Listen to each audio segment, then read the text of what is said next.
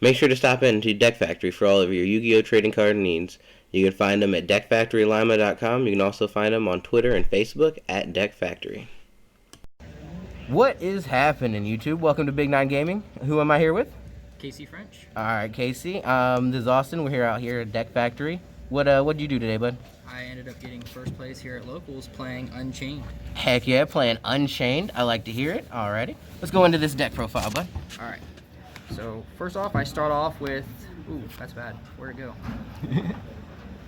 Where'd it go? Oh, right here. There we go.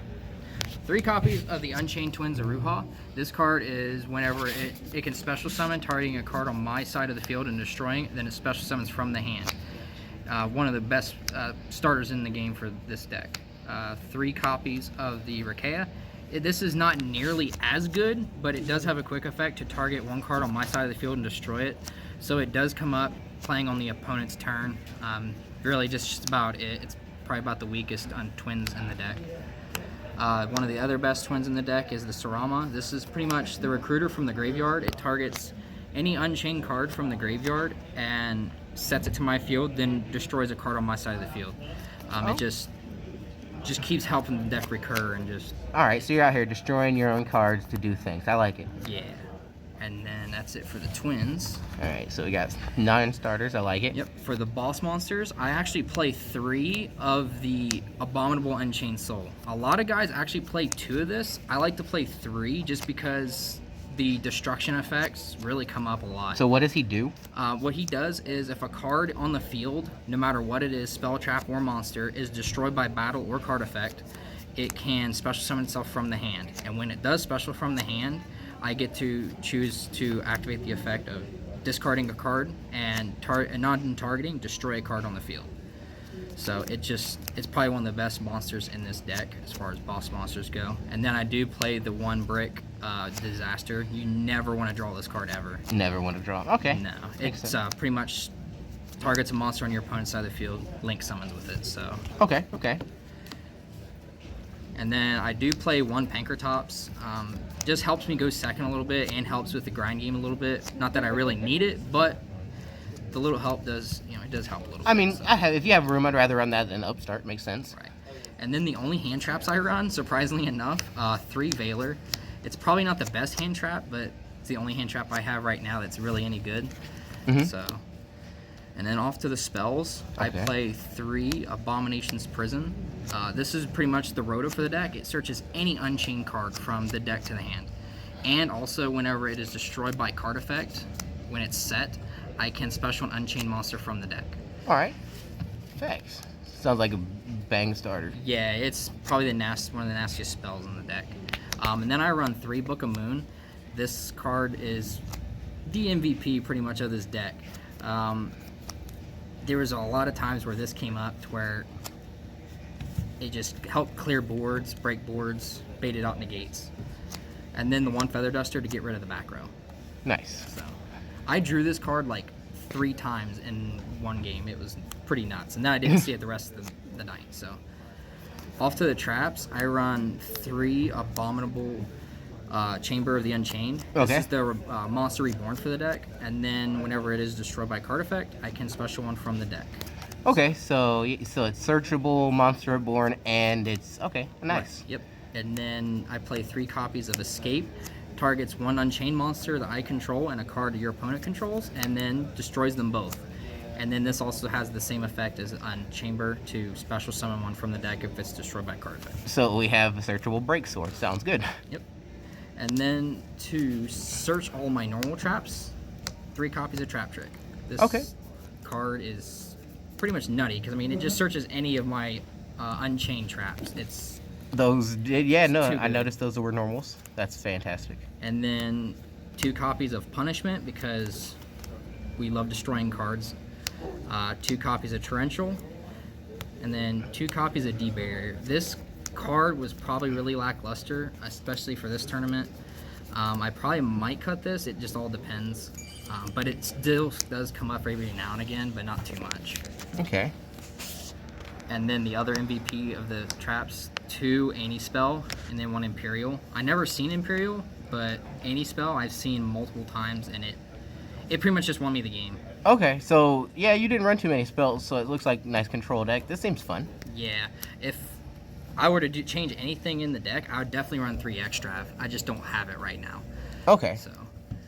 And that really doesn't even conflict with anti-spell too much either. So. No, it really doesn't. I don't really need that many spells in the deck. Mm-hmm. Mostly it's just the best form to play it is the trap variant. Okay. There is a going second variant, but I'm not too fond of the going second variant. A lot of testing, like the traps more. I can dig that. Yep. Alrighty, let's see this extra deck, man. Alright, extra deck, I play 3 copies of the Rage. This card pretty much is the card I go into going first. It targets a card as a quick effect to target a monster your opponent controls, and link summon using that monster and your own. So okay, it's pretty good. And then the one I normally go into is the Anguish. This here is the one it actually plays on my turn, wherein I can target a monster on my opponent's side of the field and then link summon when it resolves. It's not nearly as good, but it does come up every now and again. And whenever this card and the Rage is destroyed by battle or card effect, I can pretty much recycle any Unchained or Fiend monster in the graveyard and bring it back to my hand. Okay, so you're cut even on the monsters that destroy cards, or really pluses with the cards they're destroying. Nice. Right. And then I play 1 Abomination. This card never really comes up. I only summoned it like once this whole tournament. Mm-hmm. It's pretty lackluster to say the least, but when I do summon it, it does pretty much win me the game. So okay, it's not too bad. I've run it at 1. Then I play Nightmare Phoenix, Nightmare Cerberus, and then Nightmare Unicorn. The best thing about Unicorn, it's a Fiend and it's a Dark. So I can pretty much go into my Link Summon into the Unicorn, and bounce my opponent's card back. So it's pretty nutty, especially. So you get to take a monster and bounce a card back, so it's pluses. Yeah, all it just around. Pluses me. And then the other Link boss monsters, I play 1 Zeraboros and 1 Bomber Dragon. Okay. So I don't go into these very often, but they're there. And then I play 1 Intis for the punishment. Makes sense. You gotta have a nice punishment target. Yeah. All right. Alrighty, so side deck. Yep, we'll go to the side. I play 3 copies of Nibiru. It's okay card. For this format, it's not the greatest, but it does help win games when I play against the combo. The combo does come up, but it's alright. And there's a good interaction with this card. So with the Rakea, if I have this on field and my opponent summons more than 5 times, I can chain the Rakea effect, targeting herself or any other card on my field, destroy it. Then I can chain Nibiru. So what will happen with this interaction is really funny. This will lock me into Fiends. Okay. So this will resolve, Nibiru will resolve, clearing the board and not summoning anything on the field. Okay, so really funny. Like the old Orcus combo. Yeah. Nice. It never really came up, but it's there. And then I play Hey Trunade for the back row hate. I don't like playing twins, especially for here, because you know there's guys that like to play Waking the Dragon here, so makes sense. This doesn't trigger Waking the Dragon, so anybody that plays Waking the Dragon, I can't out it. There's no way for me. So play 3 Judgment, just because I want to say no to the opponent. It's pretty broken. Makes sense. Side out bad cards in the matchup, you know you're going first. Yep, and then also running the 3 strikes, because this is probably better than Judgment. The only time I ever side Judgment in is pretty much games 2. That way if my opponent has twins, I can just negate it, because twins is bad. And then the other MVP of the deck is Rivalry. I sided this in more times than anything, and it just wins me the game. I mean, yeah, you're all fiends, so you just get to stop your opponent and then go into whatever you want to do. Yeah, I get to still play the game, and my opponent just, if they summon anything like with the Auroradon combo or anything else, it just locks them out right then and there. So. Nice.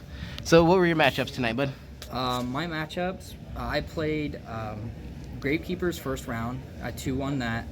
I played Chaos Lightsworn. I 2-1 that. Shoutouts to Austin, by the way. Nice. And then I also played Heroes, and I 2-0'd that one. Alrighty, man. Well, it sounds like you're having fun with this Unchained deck. Oh, yeah. I'll let you get going. All right. Alrighty, man. You have a good night. Shout out to Deck Factory hosting us for this good tournament and letting us record here. Need any cards, games, anything like that, come on down. So, you guys have a good night. See you later.